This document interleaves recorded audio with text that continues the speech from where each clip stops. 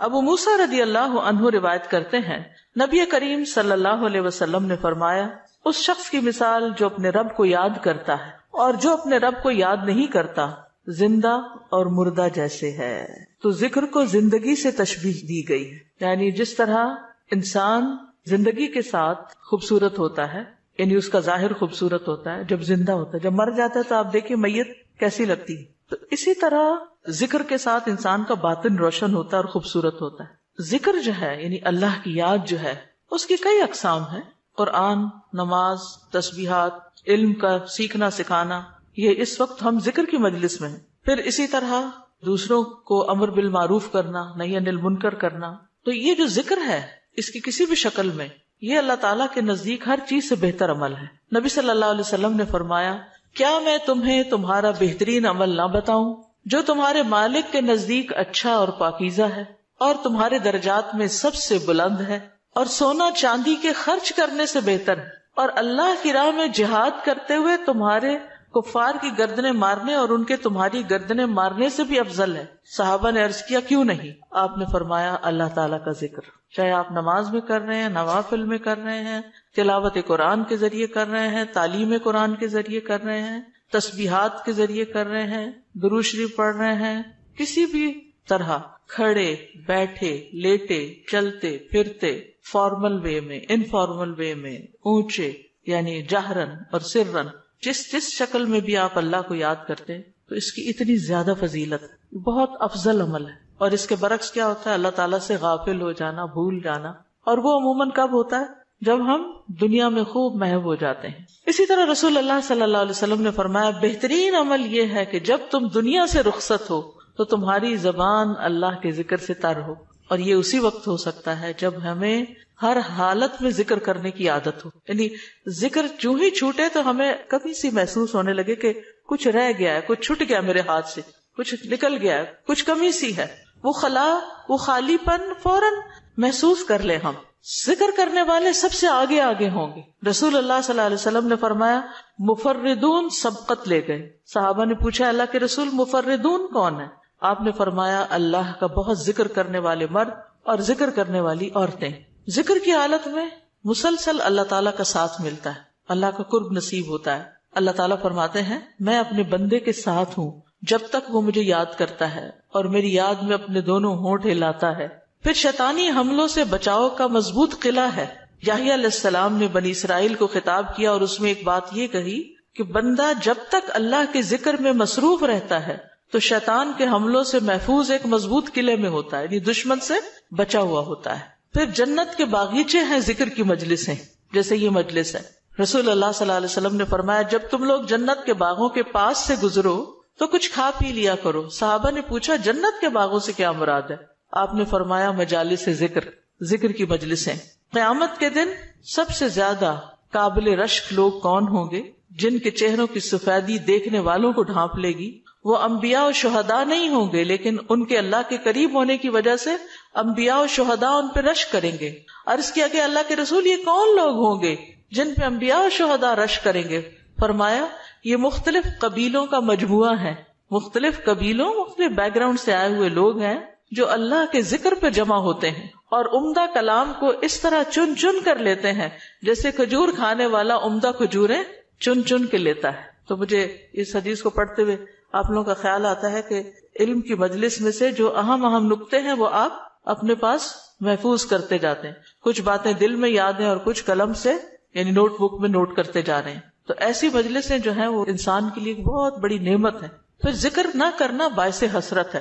یاد رکھیے جب میں ذکر کا لفظ بولتی ہوں نا تو ذکر کی ساری اقسام ذہن میں لایا کریں، کیونکہ ہمارے ہاں ذکر صرف اللہ ہو کرنے کا نام بن گیا ہے. ذکر کی مجلس کیا ہے؟ جس میں سارے لوگ بیٹھ کے اندھیرا کر دیں اور پھر وہ اس انداز میں ذکر کریں کہ سارے ایک نعرے کی شکل میں اور مل کے کوئی آوازیں بلند کریں. صحابہ سے ایسے کوئی طریقے منقول نہیں ہیں. وہاں صحابہ کرام نبی صلی اللہ علیہ وسلم کی مجالس میں جو بیٹھ کے علم حاصل کرتے تھے اس کو بھی ذکر کی مجلس سمجھتے تھے اور ویسے بھی اکٹھے بیٹھ کر اللہ کو یاد کرتے تھے. جیسے مسجد نبی میں ایک دفعہ آپ تشریف لے گئے، 2 جماعتیں تھی، کچھ علم سکھا رہے تھے اور کچھ بیٹھ کے ویسے ہی تسبیحات پڑھ رہے تھے اپنی اپنی. تو آپ علم والوں کے پاس گئے تو یہ بھی ذکر کی مجلس ہوتی ہے، یعنی علم کا سیکھنا سکھانا، اور بیٹھ کے تسبیح پڑھتے رہنا، ذکر کرتے رہنا، جیسے آپ حرم میں بیٹھ کے کرتے ہیں، کسی مسجد میں بیٹھے ہوتے ہیں، اس کے لیے ضروری نہیں ہوتا کہ کوئی تسبیحات کرنے کے لیے باقاعدہ لوگوں کو دعوت دے کر کوئی ایسے حلقے اکٹھے کیے جائیں۔ ذکر نہ کرنا باعث حسرت ہے۔ نبی صلی اللہ علیہ وسلم نے فرمایا جو لوگ کسی جگہ پر مجلس کریں لیکن اس میں اللہ کا ذکر نہ کریں اور نبی صلی اللہ علیہ وسلم پر درود نہ بھیجیں تو وہ ان کے لیے قیامت کے دن باعث حسرت ہوگی۔ اگرچہ وہ اجر و ثواب کی بنیاد پر جنت میں داخل ہو جائیں گے لیکن انہیں حسرت ہوگی کہ ہم نے یہ وقت کیوں گنوا دیا۔ ذکر نہ کرنے والے بدترین مخلوق ہیں، بد نصیب لوگ ہیں۔ عمر ابن ابسہ سے روایت ہے، رسول اللہ صلی اللہ علیہ وسلم نے فرمایا جب بھی سورج چڑھتا ہے اللہ عز و جل کی ہر ایک مخلوق اللہ عز و جل کی تسبیح اور حمد و ثنا بیان کرتی، یعنی صبح ہوتے ہی ساری مخلوق ذکر میں لگ جاتی، لیکن شیطان اور اولاد آدم میں سے آتا قسم کے لوگ ذکر نہیں کرتے۔ تو میں نے بنی آدم میں آتا قسم کے لوگوں کے بارے میں سوال کیا، آپ نے فرمایا بدترین مخلوق، یا فرمایا اللہ کی مخلوق میں سے بدترین لوگ، یعنی آسمان و زمین، سورج چاند ستارے درخت شجر حجر ہر چیز ذکر میں مشغول ہے سوائے ان لوگوں کے جو سو کے وقت گزار رہے ہیں یا غفلت میں پڑے ہوئے ہیں۔ حدیث نمبر 42، دو محبوب کلمات۔ عن ابی ہریرہ رضی اللہ عنہ قال قال النبی صلی اللہ علیہ وسلم کلمتان حبیبتان الی الرحمن خفیفتان علی اللسان ثقیلتان فی المیزان سبحان اللہ وبحمدہ سبحان اللہ العظیم۔ کتاب التوحید۔ ابو ہریرہ رضی اللہ عنہ روایت کرتے ہیں نبی کریم صلی اللہ علیہ وسلم نے فرمایا دو کلمے رحمان کو بہت محبوب ہیں، زبان پر بہت ہلکے ہیں لیکن قیامت کے دن ترازو میں بہت بھاری ہوں گے۔ سبحان اللہ و بحمدہ سبحان اللہ العظیم۔ اللہ اپنی حمد کے ساتھ پاک ہے، اللہ پاک ہے جو بہت عظمت والا ہے۔ تو جیسے ہم جانتے ہیں کہ نفلی عبادت میں افضل عمل اللہ کا ذکر ہے، تو یہاں پر اس ذکر کی خاص شکل بتائی گئی کہ اللہ تعالیٰ کی حمد و ثنا اور پاکی بیان کرنا۔ سبحانہ کا مطلب کیا ہوتا ہے کہ وہ پاک ہے۔ تو جس کلام میں، جس ذکر میں اللہ تعالیٰ کی پاکی بیان کی جائے، تسبیح بیان کی جائے اور حمد و ثنا بیان کی جائے، وہ اللہ تعالیٰ کا چنا ہوا کلام ہے۔ رسول اللہ صلی اللہ علیہ وسلم سے سوال کیا گیا کون سا کلام افضل ہے؟ آپ نے فرمایا جو اللہ نے اپنے فرشتوں اور بندوں کے لیے چنا۔ کیا فرمایا؟ جو اللہ نے اپنے فرشتوں اور اپنے بندوں کے لیے چنا۔ سبحان اللہ و بحمدہ، ٹھیک ہے، سبحان اللہ و بحمدہ۔ یہ تمام مخلوق کی نماز ہے، تمام مخلوق کی نماز ہے۔ نوح علیہ السلام کی وفات کا وقت جب آیا تو انہوں نے اپنے بیٹے سے فرمایا کہ میں تمہیں ایک وصیت کر رہا ہوں، دو باتوں کو کرنے کا حکم دیتا ہوں، دو باتوں سے روکتا ہوں۔ اور دو کرنے کے جو کام بتائے اس میں سے ایک لا الہ الا اللہ کا اقرار، کہ اگر ساتوں آسمان اور ساتوں زمینوں کو ترازو کے ایک پلڑے میں رکھ دیا جائے اور لا الہ الا اللہ کو دوسرے پلڑے میں، تو لا الہ الا اللہ والا پلڑا جھک جائے گا، اور اگر ساتوں آسمان اور ساتوں زمینیں ایک بند کڑے کی شکل اختیار کر لیں تو لا الہ الا اللہ اس کو بھی توڑ دے گا۔ اتنی طاقت ہے اس کلام کے اندر۔ اور دوسرا یہ کہ سبحان اللہ و بحمدہ کا ورد کرتے رہنا، کیونکہ یہ ہر چیز کی نماز ہے اور اس کے ذریعے مخلوق کو رزق ملتا ہے۔ اور میں تمہیں شرک اور تکبر سے منع کرتا ہوں، یہ دو منع کرنے والی چیز۔ اسی طرح ان کلمات کو اگر کوئی 100 دفعہ دن میں پڑھے تو اس کے گناہ مٹ جاتے ہیں، گناہ جھڑ جاتے ہیں، چاہے سمندر کی جھاگ کے برابر ہی کیوں نہ ہو۔ پھر اسی طرح ایک اور حدیث میں آتا ہے سنن ترمذی کی، جو شخص سبحان اللہ العظیم و بحمدہ کہتا ہے اس کے لیے جنت میں کھجور کا ایک درخت لگا دیا جاتا ہے، صرف ایک دفعہ کہنے سے۔ کہہ لیجئے سبحان اللہ العظیم و بحمدہ۔ اللہ کے راستے میں سونا خرچ کرنے سے بہتر ہے۔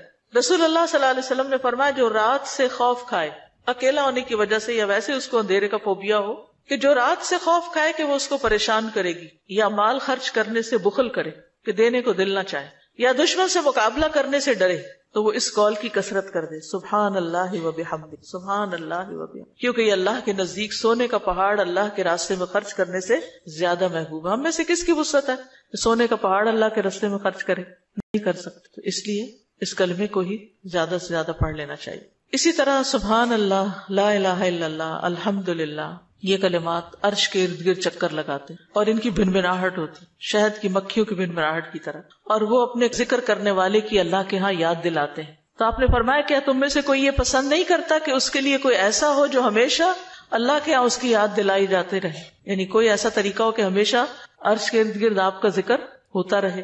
قیامت کے دن بھی انسان کا بچاؤ کریں گے، یعنی جہنم سے بچانے کے لیے سبحان اللہ والحمد للہ ولا الہ الا اللہ واللہ اکبر. پھر اہل جنت کا ذکر کیا ہوگا؟ ان کے سانس کے ساتھ ان کو تسبیح و تحمید سکھا دی جائے گی کہ بولنا بھی نہیں پڑے گا، سانس لیں گے اور سانس کے ساتھ اللہ کا ذکر جاری ہو جائے گا. یہ جو احادیثوں نے بیان کی، یہ آپ کے پاس کارڈ ہونا چاہیے تسبیحات کی فضیلت والا، اس میں لکھی ہوئی ہے، دوسروں کے ساتھ بھی شیئر کریں اور خاص طور پہ بچوں کو ذکر کرنا سکھائیں. ان کے اندر بھی ایک کامنس آتی، ایک سکینت آتی ہے. ہم بعض اوقات یہ سوچتے ہیں یہ تو بچے ہی ہیں، ابتدائی عمر سے، چھوٹی عمر سے کہ چلو یہ پڑھو، انگلیوں پہ گنتے ہیں، اچھا تم نے کتنی دفعہ پڑھ لی، کتنے جنت میں درخت لگائے، تو آہستہ آہستہ ان کو عادت ہو جاتی. پھر ذکر کی ایک قسم اللہ کے نام پڑھنا، اللہ کے نام یاد کرنا. عن ابی ہریرہ ان رسول اللہ صلی اللہ علیہ وسلم قال ان للہ 99 اسما 100 الا واحدا من احصاها دخل الجنہ. کتاب التوحید. ابو ہریرہ رضی اللہ عنہ سے روایت ہے کہ رسول اللہ صلی اللہ علیہ وسلم نے فرمایا، بے شک اللہ کے 99 نام ہیں، 99، ایک کم 100. جو شخص ان سب کو محفوظ رکھے گا، یاد کر لے گا، وہ جنت میں داخل ہوگا. من احصاها، تو احساس سے مراد ان کو گننا، ان کے معنی پہچاننا، ان کے تقاضے کے مطابق عمل کرنا. خالی لکھ کے یا جمع کر کے یاد کر لیا جائے اور مطلب ہی نہ پتا ہو اور اس کے مطابق عمل نہ ہو تو پھر یہ وعدہ نہیں پورا ہوتا. احصاء میں ہر چیز کا جمع ہو جانا ہے، یعنی اللہ تعالیٰ کے ناموں کی حدود کی حفاظت کرنا، ان کو پہچاننا، ان کا معنی جاننا، ان کی فضیلت جاننا، کہاں پڑھنا ہے. امام ابن قیم کہتے ہیں کہ اللہ کے اسماء کو گن کر محفوظ کرنے کے کچھ مراتب ہیں. بندہ جب ان ناموں کو یاد کر لیتا ہے تو وہ جنت میں داخل ہو جاتا ہے اور یہی اس کی سعادت اور نجات اور فلاح کا مرکز ہے. وہ کہتے ہیں پہلا مرتبہ ان کے الفاظ کو گننا اور شمار کرنا، دوسرا مرتبہ ان کے معنی اور مدلول کو سمجھنا، تیسرا مرتبہ ان کے ساتھ دعا مانگنا. قرآن میں آتا نا وَلِلَّهِ الْأَسْمَاءُ الْحُسْنَى فَادْعُوهُ بِهَا، اور اللہ ہی کے لیے ہیں اچھے اچھے نام، بس تم اس کو ان کے ساتھ پکارو، اللہ کے نام لے کے. جیسے یا حی یا قیوم، یا اللہ، یا رب، یا رحمان، یا رحیم، یا کریم، یا ذی الجلال والاکرام، اور باقی بھی اسی طرح. پھر ہے دعا مانگنے کے 2 مرتبے ہیں. نمبر 1 دعا العبادہ، یعنی اللہ کی تعریف ان ناموں کے ساتھ کرنا. ہمارا رب رحیم ہے، کریم ہے، تو یہ تعریف عبادت کی دعا ہوتی ہے، دعا العبادہ کہتے ہیں اس کو. اور دوسرا ہے دعا المسئلہ، طلب اور مانگنے کی دعا، کہ ان ناموں کے ساتھ پکار کے اللہ کو پھر سوال کرنا. اور اسماء حسنہ کے ساتھ یہ نہیں کہ اپنی طرف سے اللہ تعالیٰ کا کوئی نام بنا کے اور پھر اس سے دعا کرنا، یا موجود، یا ذات، یا شیء، اس طرح کی باتیں نہیں، بلکہ اللہ کے جو پراپر نام قرآن و سنت سے ثابت ہیں ان کے ساتھ دعا مانگنا. تو یاد رکھیے کہ اللہ کی پہچان یہ علم کا پہلا مرتبہ ہے. سب سے پہلے جس کو جاننا چاہیے، جس کے بارے میں ہمیں معلوم ہونا چاہیے کہ وہ کون ہے، وہ اللہ رب العزت. فَاعْلَمْ أَنَّهُ لَا إِلَٰهَ إِلَّا هُوَ، جان لو کہ اللہ کے سوا کوئی الہ نہیں. یہ علم ہر ایک پر فرض ہے کہ ہمارا خالق کون ہے، ہمارا مالک کون ہے، ہمارا رازق کون ہے، ہمارا معبود کون ہے، ہماری مشکل کشا کون ہے، ہمارا حاجت روا کون ہے، اور جو بھی اللہ تعالیٰ کے باقی نام ہے، پہچان. یہ علم تمام علوم سے افضل ہے، کیونکہ جب ایک انسان، کوئی بچہ، بوڑھا، جوان اللہ تعالیٰ کو جان لیتا ہے نا، تب ہی اس کی زندگی درست ہوتی، تبھی اس کو واقعی ہدایت ملتی، تبھی وہ اللہ کے لیے سب کچھ کرتا ہے، تبھی اس کے اندر تقویٰ پیدا ہوتا ہے، تبھی وہ حلال حرام کی تمیز کرتا ہے. کیونکہ یہ سب کچھ کرنا اس کے لیے اللہ نے اپنی عبادت کے لیے پیدا کیا، اور اگر ہم اللہ ہی کو نہیں پہچانتے تو عبادت کس کی کر رہے ہیں؟ تو پہلا کام اللہ کی پہچان ہے، اللہ کی معرفت، خود بھی اور اپنی آل اولاد کو بھی اور اپنے آس پاس کے لوگوں. اور اللہ کی پہچان کے لیے اللہ کے ناموں کا علم حاصل کرنا ضروری. پھر اس سے ایمان میں بھی اضافہ ہوتا ہے. جتنا جتنا آپ اللہ کو زیادہ جانتے چلے جاتے ہیں